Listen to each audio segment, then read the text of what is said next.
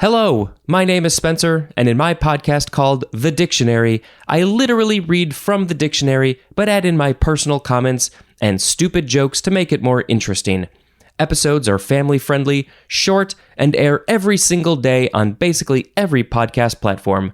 Come join me on this journey filled with edutainment. Hello and welcome to How Did This Not Get Made? This is the podcast all about the movies you never saw, the scripts that were never filmed, and the ideas that never even made it to the page. My name is David Spencer. My name is Daniel Kaka. And my name is Andrew Frola.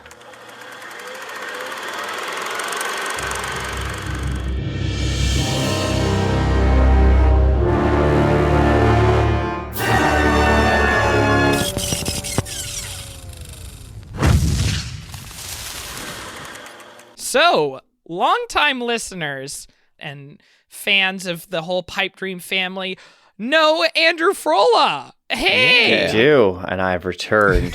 From the Weird Alphabet days, we've got Andrew back. It's been like, a year and a half now, I think, since we've podcasted together? Yeah, since you guys buried me in that hole whenever you said it was the last episode and I had to claw my way out. It took a while. Well, we have been podcasting since then. Andrew, you've been doing cool stuff since then as well. Yeah. What have you been doing? I've been working on a YouTube channel called VirtualRook. Ooh, the name stuck. Yeah, the name stuck, and it stuck well. And I play through virtual reality video games using a omnidirectional treadmill and headset. Wow. Right now I'm playing through The Exorcist, so this is a good episode to be Yeah. Yeah, this is also our first episode talking about a video game. Mm-hmm. And so, of course, we had to bring our resident leet gamer, Andrew Frola, on. That's me. Does anybody say leet anymore? Nope. Why don't we go ahead and just start diving into it? Dan, what are we talking about today? So we are going to be talking about PT. PT is short for Playable Teaser, and this was supposed to be the demo for the game Silent Hills. This came out on the PS4 a while back. We'll go through these specific dates later, but before we go into this, I just want to ask you guys, has anyone actually played the demo before? I have not. I remember when it came out and I heard people talking about it all the time. And I feel like it was like the thing in gaming for like a month. Absolutely. Yeah. Andrew, did you play it? I've played it. I've played offshoots of it. I played the VR remake that fans made recently. Ooh.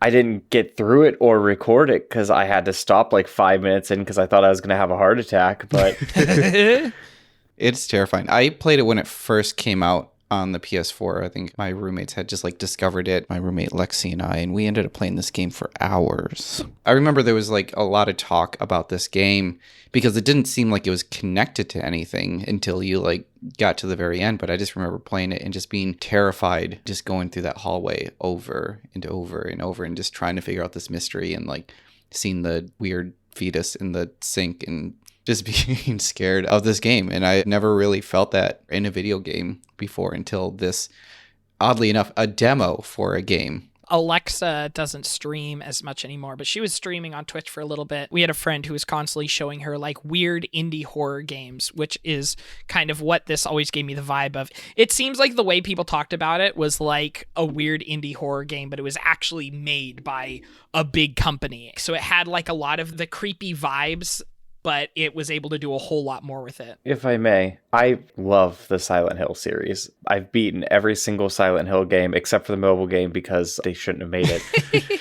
Mobile games never count. Those never came. It's bad. They turned it into an arcade-style game. Anyway, the lore that presents itself throughout all of the Silent Hill games is really, really deep and fun. And so whenever I realized that PT was a new Silent Hill game where it was going to be written by Kojima, and then just playing that trailer, the fun and fascination of how is this going to tie in to all of the pre-made lore? This is so different than all the other games. But it was an exciting thing because it was oh man, this is going to be nuts to watch how this is tied in. It seemed like it did to the video game community what the Matrix trailer was. Well, I mean, probably even more so for gaming than what the Matrix trailer was recently, but it's just that kind of level of oh my goodness, this is real. This is everything is different now. There's so much potential, and I'm really excited for Matrix. Oh my goodness, by the time this episode's come out, I will have already seen it. Is there anything you want to tell your future self? Just don't get your hopes up too high. I know it's too late. I know they wear a Meta Quest headset at one point. Keanu Reeves is in one. Oh, God. So going back to the community getting like really, really excited wherever they saw this and it being a big deal when this trailer came out, it was because we just had 3 like bad games. Team Silent had essentially broken up after the 4th Silent Hill game. So Homecoming, Shattered Memories, all these other games that came after were made by like an offshoot essentially at Konami. Some of them were okay. Some of them were just flat out bad. So getting this trailer and realizing that they put like one of their best writers behind it, such an amazing artist behind this project, we finally had like that ray of hope. Like, oh my gosh, Silent Hill's coming back. Like it's going to be good again. Mm-hmm. And then we all know what happened. Go on. We're going to backtrack in the story. So the concept of horror in storytelling, that's nothing new.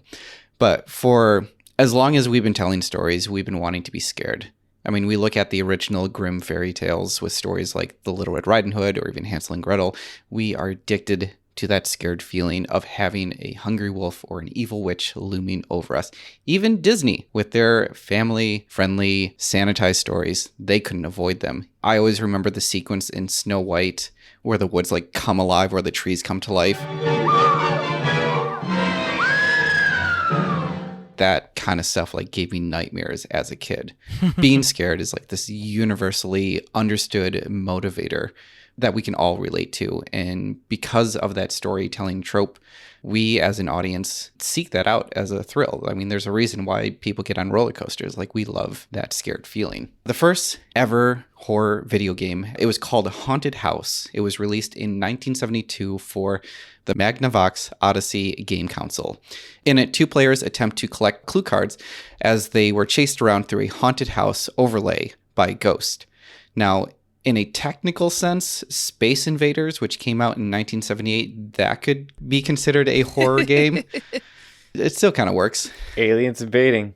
Scary. Yeah. Yeah. The first text-based horror game is from Infocom's The Lurking Horror, which came out in 1987. It was written by Dave Lebling and was inspired by the works of H.P. Lovecraft. I like the idea of a text-based horror game. Oh, absolutely. Yeah.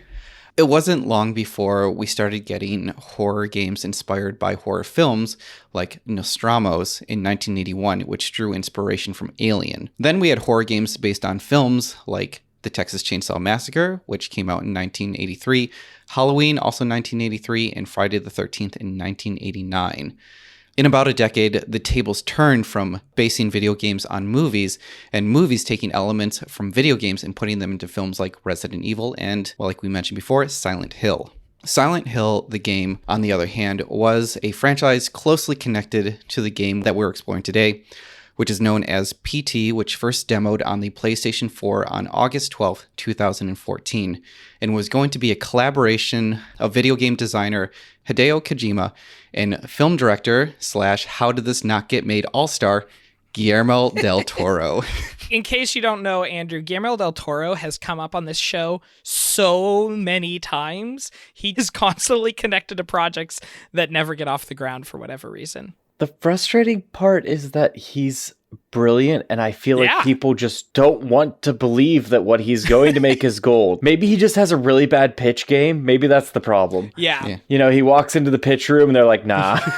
Going back to the original Silent Hill game for a second, I love stories of things happening in games kind of by accident or by necessity. And it's something that I find fascinating in any sort of art, but it happens so much, especially with video games, where certain mechanics are introduced because it has to be that way because of the hardware they're on. For the original Silent Hill game, the graphics could not render very far in the town you were wandering through. So to cover up the fact that it couldn't load this many polygons, they put fog everywhere. So that way you're walking through fog, so they wouldn't have to render more than a couple of feet in front of you. And then that became one of the staples of the series, is fog being in this town and that element of horror and not being able to see very far. And it was brought about purely because the system couldn't handle it. Wow. So they at one point made a Silent Hill remake of the first game, and because it was finally on hardware that could handle it, they got rid of a lot of the fog, and the fans hated it. I'm sure. Of course. Because if you change anything that the fans are accustomed to, like, they're going to hate it no matter what. Going back to Space Invaders, that game is known for aliens slowly speed up the more of them you kill. And the reason for that is just because the computer literally was able to free up processing power to render each new frame when you removed aliens. Oh. I didn't know that. So when they're all on the screen, they go a lot slower because the systems at the time couldn't process that many moving. So it gets slowly faster and faster, has that difficulty curve just because the memory is freed up. That's amazing. Never considered that, but that makes complete sense. Yeah. Back to this. So yeah, this was supposed to be a preview of what was supposed to be the future Silent Hill game. What I would like to examine before we do that is Hideo Kojima himself and kind of where he came from to better understand like how he became the game designer that he is today. I don't know much about Hideo Kojima, but I feel like he just has one of the biggest reputations in video game designing. It seems like there's a million stories about him and just has an insane reputation of just being video games. Yeah. Hideo Kojima was born August 24th, 1963 in Setagaya, Tokyo, Japan. Keep in mind, in Japan, the family name is stated first, and then their name is then stated last. So in this case, if I was in Japan, I would go by Kaka Daniel. His father was a pharmacist that frequently traveled and met many doctors. He noticed that many of those doctors were commonly named Kojima. So that's what he decided to name his son. This isn't stated anywhere, but I'm guessing that he had hopes that his son would become a doctor himself. When Kojima was 4, he and his family moved to Osaka, Japan, which changed a lot of his behavior from playing outside with friends to spending most of his time indoors watching TV and making figurines. The family did embrace the time they spent inside and made it a tradition to watch movies together any night that they could. They were particularly fond of a lot of European films, westerns, and horror. While he was in middle school, he would play thief and detective with his friends, which is the Japanese version of hide and seek. He managed to write a 600-page long science fiction novel while he was in school. And when a friend brought a 8mm film camera to school, they would make movies together, and then they would charge students about 50 yen each to see their movies. He even tricked his parents into funding a trip to an island off the coast of Japan where he filmed his zombie movie, and he never showed that film to his parents. When Kojima turned 13, he and his family moved to Kawanishi Hogyo in the Kansai region of Japan. Soon after, his father passed away, which left the family in financial instability. When he went to university, he enrolled in studying economics, but still his passion was in storytelling, and even included a short story in his thesis. When he was in school, he discovered video games, more specifically Super Mario Bros. And the Portopia serial murder case. And from there, he knew he wanted to make video games himself. When Kojima left college, he still had some hope to become a filmmaker, but couldn't find much traction because he had no connections in the film industry and didn't have any friends with similar pursuits. He tried writing with the hopes that his work would get published, and then he would be approached to direct a film. Those plans didn't happen either. So Kojima fell back on his interest in video games and applied for a job at KONAMI in 1986.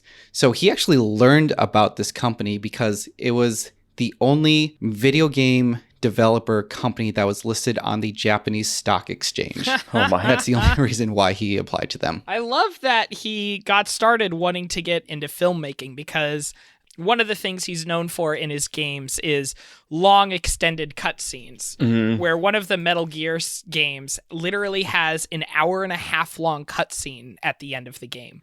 Yeah, that makes sense. He just wanted to be a filmmaker. He Yeah. was just like, well, the only way I can do this is through video games, so I guess you're going to have to play a little bit, and then we'll do the thing that I want to do. His first job he got was as an assistant director for the game Penguin Adventure. The job was not as he expected. He was hoping to work on projects that were more exciting, like the games that he was playing on the NES, and he felt that the 16-color palette on the MSX program was too restricting for what he wanted. On top of this, he would often lie to his friends and family about his job because there wasn't really a word for a game designer, nor was it an occupation that was really understood or even respected. So he would oftentimes tell people that he just worked in a financial firm. When he did finally tell those close to him what his job was, it was not well received. Oh. At a wedding he attended, when introduced to make a speech, he was preceded with someone saying, "This is Hideo Kojima, a man of great talent, which he is throwing away at KONAMI." Wow. Yeah, harsh.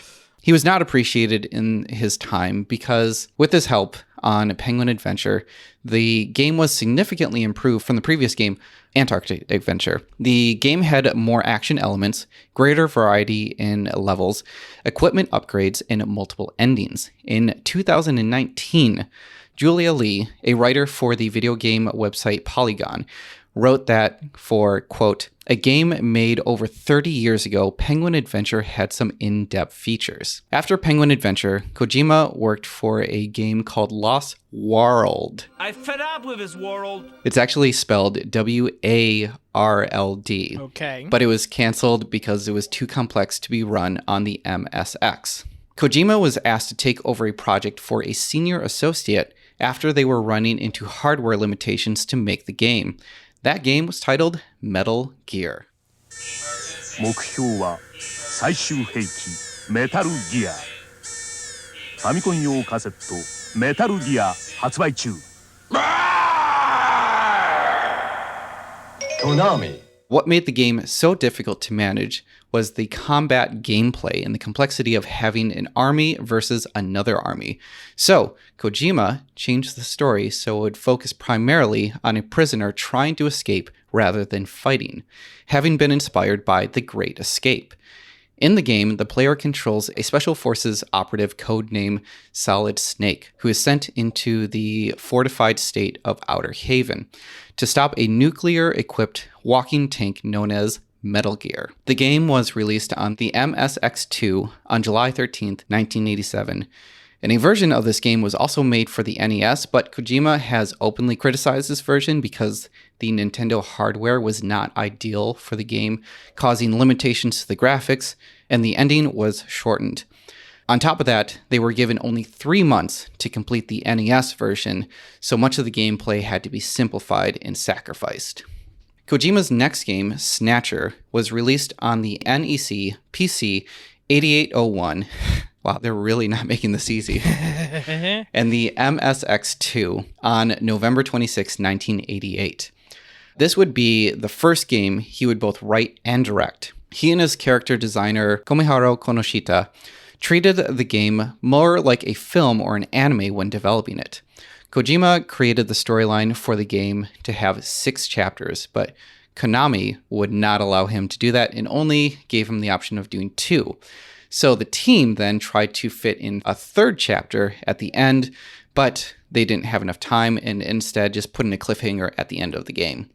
The game drew inspiration from Blade Runner, which gave the game its cyberpunk style. The game was wildly successful in Japan, but was a flop in a lot of Western countries, selling only a few thousand units. But over time, it developed a cult following.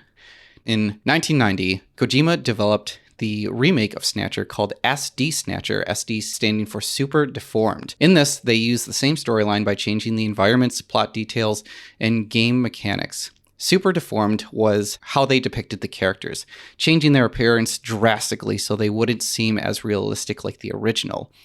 The game revolutionized gameplay mechanics because this was the first time, from a first-person perspective, you could actually aim a gun at a specific part of an enemy's body and actually affect that area rather than just one bullet just generically wound someone. While Snatcher was in development, Kojima and his team ran into memory limitations for the game, which forced them to put a pause on the production. For Kojima, he could not sit still and wait for the technology to catch up on his version. He began working on another game, Policenauts. The The game was set in the mid-21st century, where we follow Jonathan Ingram, an astronaut recently discovered floating in space in cryosleep after an accident at a space colony sent him drifting into space 24 years ago. Dang. He is now a detective in Los Angeles. Ingram travels back to the colony to investigate the murder of his ex-wife and her husband's disappearance, but accidentally uncovers an illegal organ trafficking ring. Through the development of this game, he created a scripting engine that would allow him to decide when animations and music were played. The project lasted approximately 4 years to develop and was released in Japan on July 29th, 1994. The game got great reviews and was praised for its quality in animation, voice acting, and setting. Honestly, Kojima should have just been a film director. Like, what is he doing in video games? Obviously, he's like elevating it to like this whole nother level, but like, Yeah. had they actually given him the chance to be a film director, he would have been unstoppable. Don't take this from us. He's all we have. Because of the success of the first Metal Gear, Konami approved the sequel Snake's Revenge. Metal Gear. Sorry. You can't say just Metal Gear. You have to go like Metal Gear. Metal Gear. Metal Gear. They approved the sequel Snake's Revenge, although they forgot to include the guy who made the first game successful, Kojima. Kojima actually found out about the game while riding the Tokyo Transit when a colleague of his who was working on the sequel actually told him about it. Kojima knew he could make a better game than whatever the Konami team could come up with, so began working on his own Metal Gear 2 Solid Snake. Both games were actually released in 1990, but Snake's Revenge was the only one released internationally. No one overseas would know about Kojima's game until the release of Metal Gear Solid 3 in 2004. Kojima's sequel was well received and reviewed. IGN notes that Metal Gear 2 introduced stealth mechanics such as making noise to distract guards, crouching and crawling on the ground, disarming mines, and enemies having view cones. The stealth element, that's like one of the biggest things those games are known for. Snake coming out of a box is the thing that people think of for a lot of the Metal Gear games. Absolutely. And to kind of bring it back to what you were talking about when you were talking about Silent Hill, like introducing the fog because they couldn't actually render that much in front of them. Metal Gear being the game that it is just because of the limitations that they had at first, being like having a whole army versus another army. Instead, it was like, what if we just have a guy sneaking around and like, we don't have that many moving parts to actually like make this game work. Because of the limitations, you somehow end up with a much better story. Yeah. In 1994, Kojima began working on a third Metal Gear Solid with plans to make it a 3D game for the 3DO interactive multiplayer. When the 3DO got discontinued, they changed the game to be released on the PlayStation. To handle the 3D graphics, Kojima and his team created a new engine to develop the environment. To promote the game, they developed a demo for the 1996 Tokyo Game Show and played a short video for the 1997 E3 convention.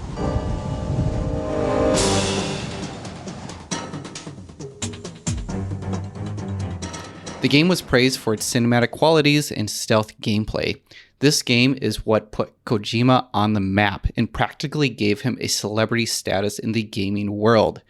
When the game was released on September 3rd, 1998, it was simply titled Metal Gear Solid. So this is the reason why Kojima is famous. Mm-hmm. Establishing that the 1998 Metal Gear Solid is the first in its franchise, Kojima began working on the sequel, Metal Gear Solid 2, Sons of Liberty, for the Sony's newest console, the PlayStation 2. Released on November 13th, 2001, the game was well received with critics praising the game's graphics, gameplay, and storyline while dealing with heavier issues like censorship, manipulation, and flaws in democracy. But democracy, it has no flaws, so I don't see the problem there. Yeah. Kojima was primarily known for Metal Gear Solid, but he has his hand in doing some other smaller projects. Just before the release of Metal Gear Solid 2, he was the director of the first Zone of the Enders, and in 2003, he produced the Game Boy Advance game Boktai, The Sun is in Your Hand, and the sequel, Boktai 2, Solar Boy Django in 2004. He did develop the 2 Metal Gear games for the PlayStation Portable, Metal Gear Acid in 2004 and Metal Gear Acid 2 in 2006. For Kojima's 3rd Metal Gear Solid game, Snake Eater, for the PlayStation 2, he decided to change the game setting from the near future, like the previous games, to the Soviet jungle during the height of the Cold War in 1964. His mother even played this game. And then he said, "It took her an entire year to complete Metal Gear Solid 3. She would get her friends to help her. When she defeated the end, she called me up and said, 'It is finished.'" Beautiful. You may be aware that Solid Snake is now part of Super Smash Bros. Kojima requested for his character to be part of the game back in the year 2000 while they were developing Super Smash Bros. Melee. My understanding is that he was basically hounding the creator, oh man, whose name escapes me now, creator of Super Smash Bros. Masahiro Sakurai. Sakurai, yes. Sakurai said they only wanted first-party Nintendo characters for the game. Kojima was just hounding him constantly to be like, please add Snake into this game. When they were working on Brawl, by that point, Sonic was owned by Nintendo, but he wasn't technically a first-party character, so they announced that they were adding in Sonic to Brawl, and Kojima is like, okay, you're making an exception for Sonic, but you're not making an exception for me? And so they finally gave in. Well, they were trying to get him in. It was just way too late for Melee, but they eventually got him in. And not only that, but they actually had Kojima come in and actually helped develop the game with them. And they also added the Shadow Moss's Island to be included in Brawl as well. For the 4th Metal Gear Solid, Guns of the Patriots, Kojima was not planning on directing the game and passed the baton to Shoyo Murata. He had worked as a writer for Metal Gear Ghost Babel in the year 2000, Metal Gear Solid 2, Sons of Liberty, Metal Gear Acid, and Metal Gear Solid 3, Snake Eater. Unfortunately, due to toxic fandom and death threats, that made the team nervous, and then Kojima had to be brought onto the team, but he only came on as a co-director. Toxic fandoms in video games? No. It doesn't exist. After the release of Metal Gear Solid 4, Kojima received a Lifetime Achievement Award from the MTV Game Awards in 2008. I did not know MTV did a Game Award until I was doing research for this, but I guess they did. Oh, yeah. The ceremony celebration was in Germany. So this was a strange move because Kojima wasn't done making games or like near the end of his career. So when he received the award, he was actually quoted saying, "This Lifetime Achievement Award means a lot to me. But please, do not worry. I don't plan to retire just yet." Many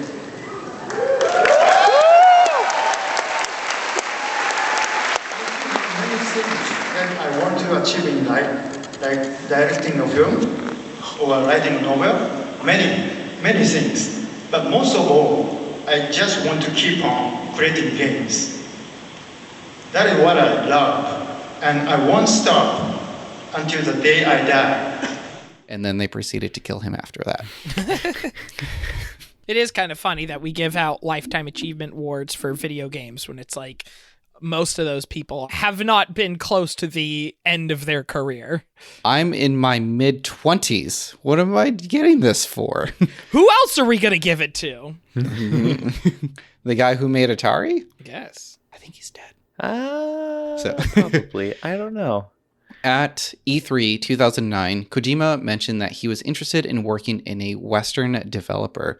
He could not reveal it at the time, but he was working on Castlevania, Lords of Shadow, from the Spanish developer Mercury Steam. Critics noted that the game had a similar style to Guillermo del Toro. Even though Kojima announced that he wanted to leave Metal Gear Solid after Guns of the Patriots, Metal Gear Solid didn't want to leave him. So during the 2009 E3 convention, he announced his return to Metal Gear as a producer for Metal Gear Rising: Revengeance, and he would produce, write, and direct Metal Gear Solid Peace Walker. Initially, his plan was to be a producer, but there was so much confusion within the team, he actually stepped in and took on the role and actually ended up writing and directing the game. Just gotta real quick correct something.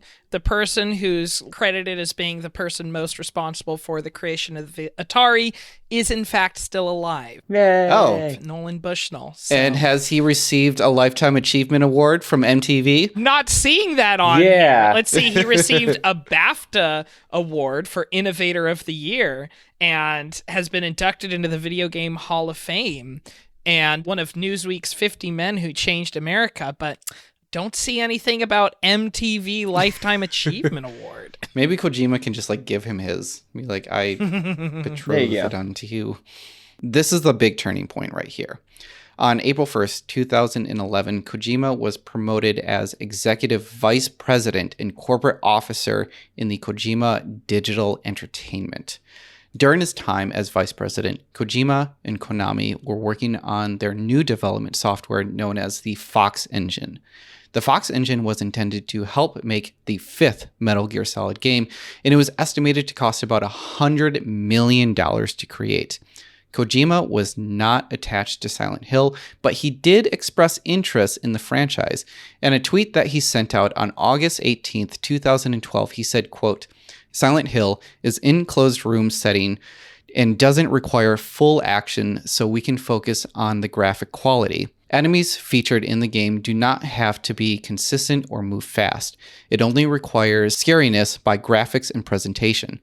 As being a creator, making action games in an open world setting, such a type of game is very enviously attractive. If only someone could create this on the Fox Engine." So this is accompanied with a photo of the Silent Hill DVD cover. Konami finally got the not-so-subtle hint and allowed Kojima to actually take on the game.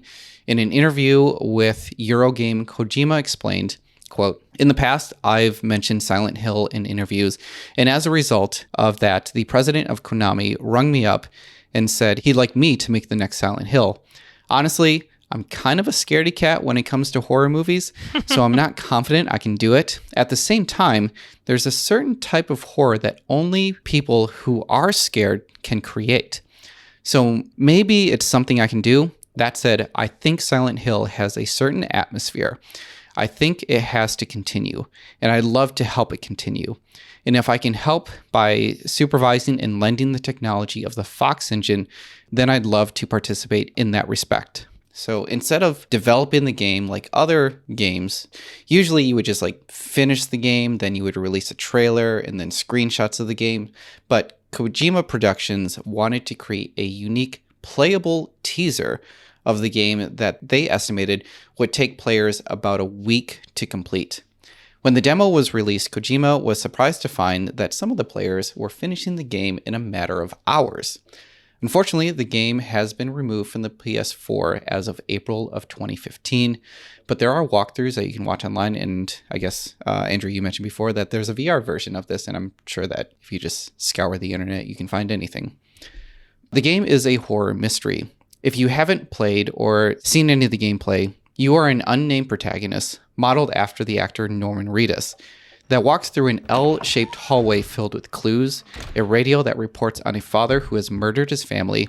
Several days before the murders, neighbors say they heard the father repeating a sequence of numbers in a loud voice. A bathroom with an undeveloped fetus, a female ghost we assume is the woman named Lisa. As you reach the end of the hallway and open the door, you enter the same hallway, which has been redecorated with more clues and horrific happenings. You continue the loop, solve the mystery, and eventually get out, which I highly recommend watching a lot of the walkthroughs because, like, the story and the horror elements, they're really, really well done. And the puzzle aspect of that game is absurd. Like, the level of programming they went to make, like, different scares happen for different people, and the things you had to do in order for certain puzzle pieces to show up was ridiculous. Yeah, it's incredible. They basically just like made its own game and were just like, it's a demo, I guess? Maybe. In the end, the game was not complete. And like I mentioned before, PT was removed from the PS4 in 2015. So what happened? For this, we're going to have to take a look at the changes going on with Konami. Also, there have been some theories that PT might not have been the demo for Silent Hills. and I'll explain that, and I think this might be true. So if you really want to dive deep further into what happened with PT, I would suggest reading Joel Couture's ebook, PT, a video game ghost story.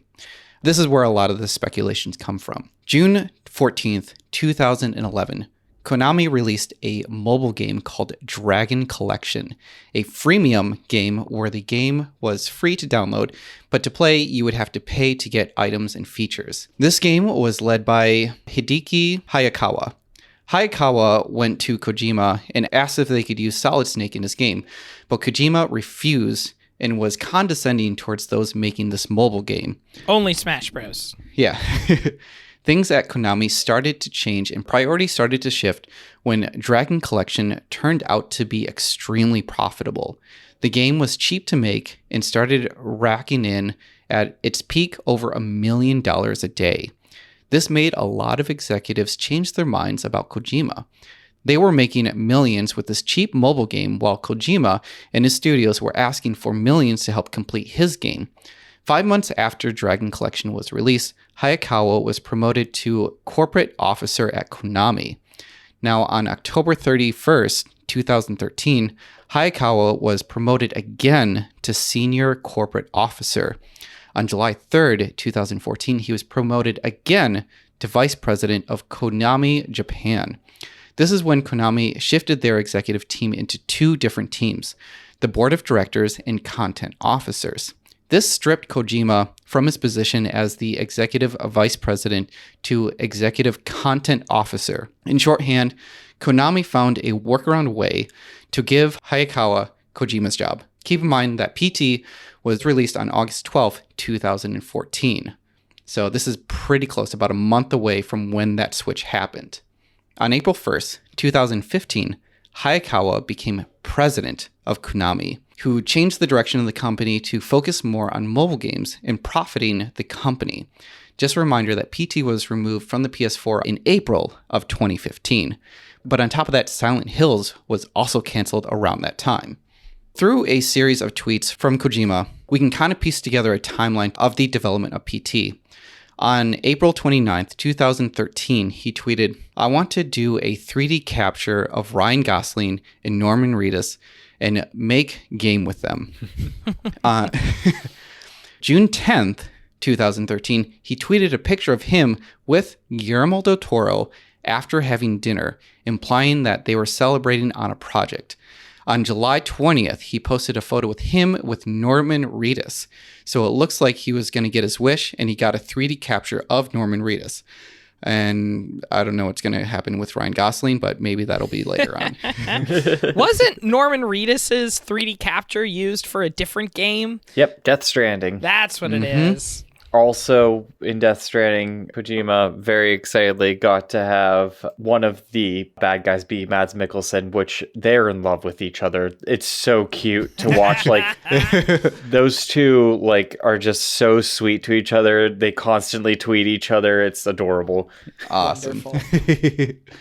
Something you may have watched if you were following the release of PT was a short message from Guillermo del Toro put on the official Konami website posted September 18th, 2004, about a month prior to PT's release. In it, he talks about the relationship with Kojima and their connection through unique storytelling. He mentions that they had met years ago, and I found out that they first met in 2008 at Bleak House, which is Guillermo del Toro's office and horror museum. He focuses primarily on their collaboration in making this game, but something he mentioned leads me to believe that PT was not going to be attached to Silent Hills. And here's what he said. He sent me the first version of the playable teaser, which was very different than what you played now. He elaborates further that he continued to exchange ideas, even come up with the version that they were able to play on the PS4.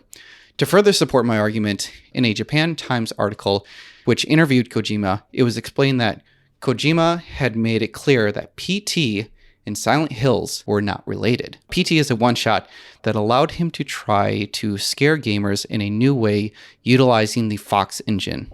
So if you want to catch a glimpse of what the original PT was going to look, you can actually watch the trailer for Silent Hills that was presented at the TGS in 2014. TGS is the Tokyo Game Show.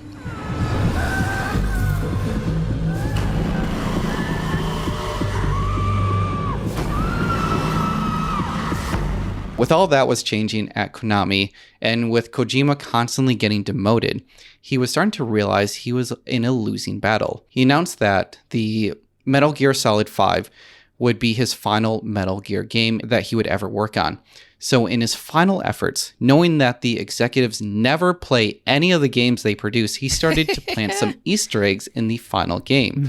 There's a mission called Deja Vu, where you can actually go around and erase logos of the real Metal Gear games. And when you complete the mission, the contact tells you, you might be able to erase the markings, but the memories will never disappear. There's even a logo hidden that reads Kojima Productions, and there's a character that says to you, you seem to be a fan of Hideo Kojima games. At the same time, his team was working on the new Silent Hills game.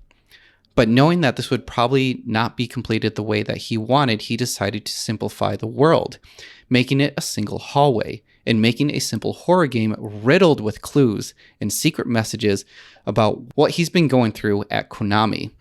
Using his connections at Sony, he knew that he could put out this game and not deal with the executives at Konami.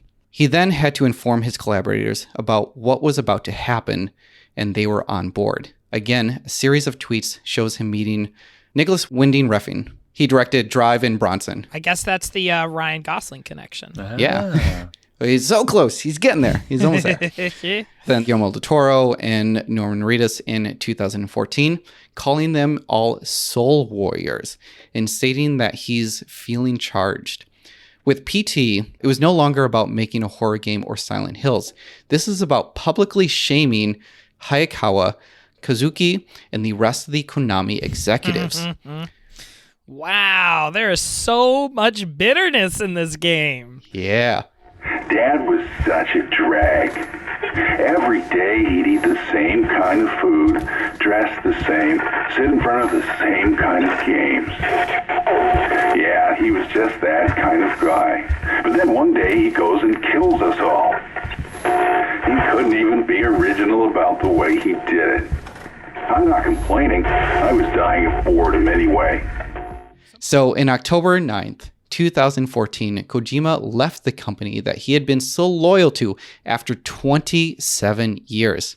Before his departure, though, he did manage to release Metal Gear Solid 5, which got heavily criticized for including microtransactions, but as a final fuck you, critics and players noticed that the game wasn't even complete.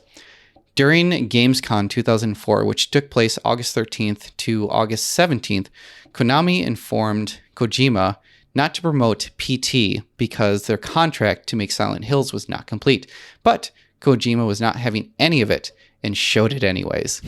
For an executive point of view, you would look at Kojima as someone who's like erratic and out of control, spending millions of dollars and not seeing much in return, when the mobile games guy, he could rack up millions for a cheaply produced game. And on the flip side, Kojima changed the world of gaming, made games that will live on for their innovations and superior storytelling, pour millions into creating revolutionary game engines, and he lost the rights to Metal Gear, the game that he made for Konami. He had to sign an NDA that he could not talk about anything that was going on with Konami, which is why the story is so scattered. You can even check the Konami website to see their history of executives, and you'll notice that anything from 2014 and prior has actually all been removed. Wow. And the only way that I actually found all this was by going through the Internet Archives. Wow.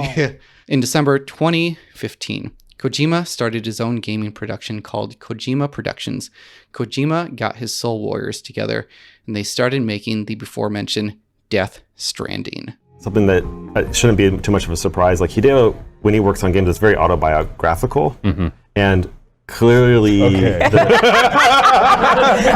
makes sense now. Clearly, the Konami separation experience was not a pleasant one. So I think that he's going to. It's clear. I think there's a lot of metaphor in what's going on. I see it a little differently because having worked there. Yeah. Is that I don't know if you remember it, but it has. Norman Reedus, and he's got handcuffs, and then they're broken, and there's a baby, and he's naked, Yeah. and it's Hideo. there's like Naked Snake. This was his baby Metal Gear, and then it's taken away from him. It disappears, and he's got like the handcuffs are off, and he's looking off into the future, and there's this kind of creepy horizon, and to me it was completely autobiographical. That's kind of the story behind it in PT, and that is why I believe that PT was not at all a trailer or a demo for Silent Hills. Interesting. But Andrew, you lived through this. I sure did. I think more so than any of us. So what was your experience receiving all this information? The information you just gave, or the information of the fall apart? Let's go through what you experienced in real time first. Okay. What I experienced first was PT coming out, not knowing what it was, just everybody saying, "Oh, it's really scary, like you should play it." And I was like, "Oh, okay, good. We haven't had like a good horror game in a while." I didn't even know that PT stood for Playable Trailer at first. Like, this was... I didn't know that either until I started this research. Yeah. I thought it stood for paranormal something. Like, I just assumed based off of the horror that that's what the P at least stood for. Paranormal to hallway. Yeah. It was just exciting. You know, it was free and stuff. It almost just seemed like some kind of weird experience somebody wanted to make just to like show off. I played it and I enjoyed it. I didn't know that there were things that you had to find or anything like that. And I feel like a lot of people, where they first played PT, didn't know that there was actually like a game that you were trying to solve, because it does present itself as just like a haunted house that you're kind of walking through and enjoying until you inevitably get killed. You know, at first, no one even knew that there was an ending screen or anything. Whenever it started to pop up that people had found the end and had seen the Silent Hill like ending, the first thing that happened was everybody was like, "Bullshit. No, you guys are clearly making this up. There's no ending to this game."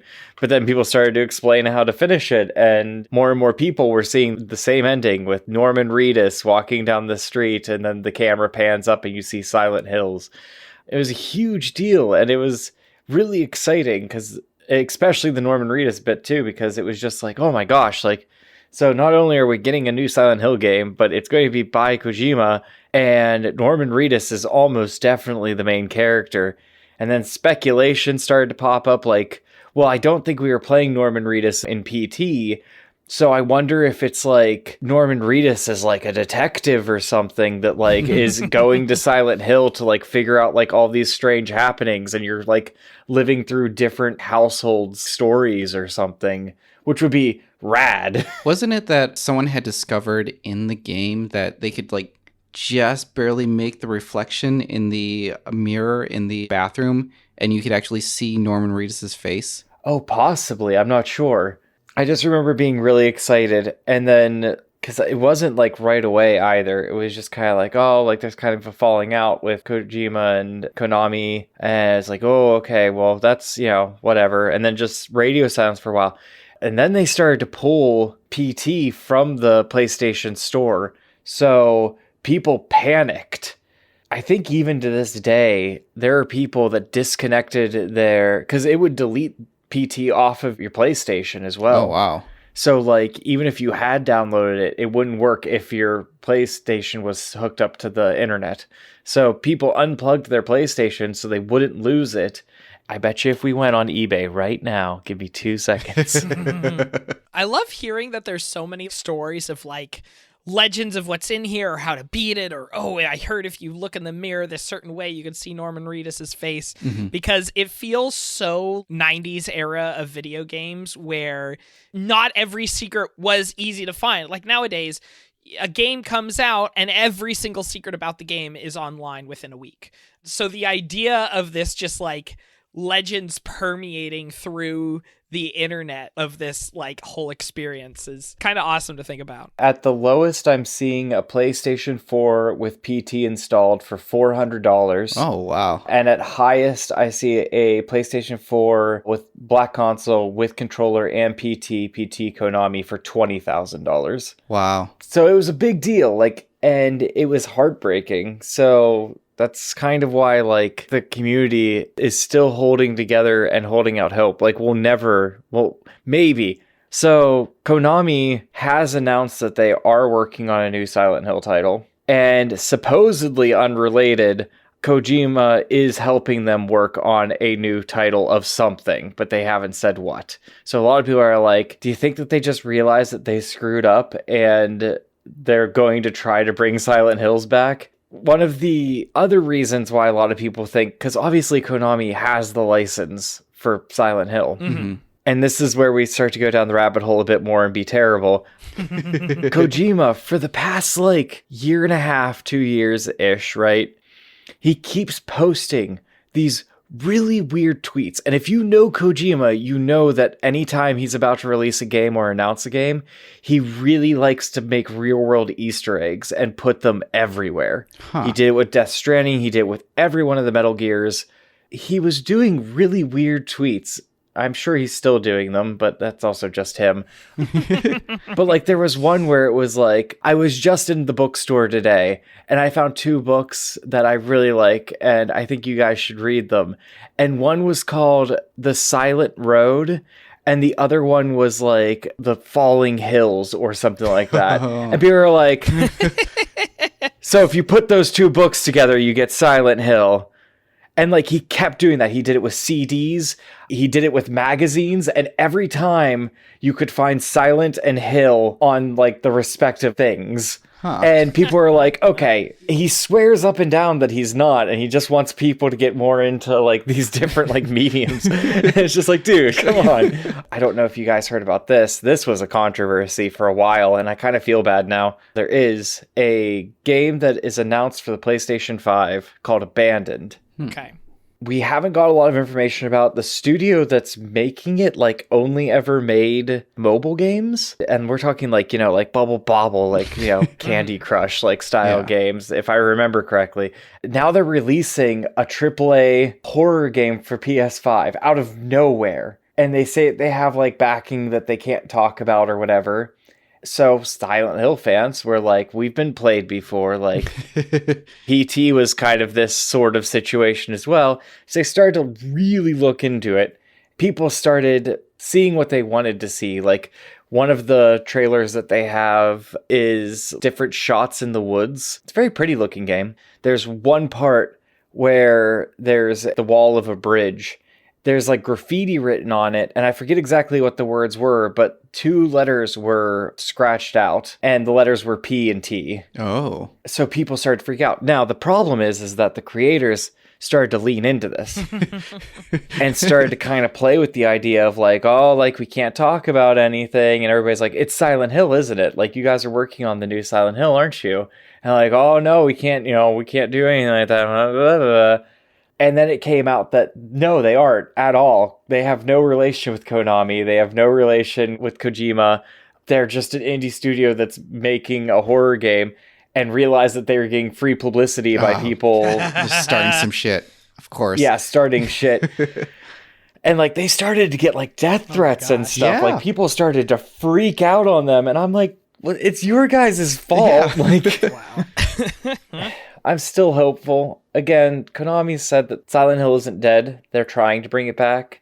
And for a series that just means so much to so many people and it did something that to this day, I don't think any game or movie has really captured. The whole concept of the horror for Silent Hill is essentially don't do jump scares. Mm-hmm. They're very anti-jump scares, which I think is really important. It's supposed to be helplessness. You can kill the monsters in the games, but it's almost never smart to make that your goal because they take a lot of hits. Weapons in later games can break. You only get so much ammo, and usually it's not very much at all. So it was more a survival situation.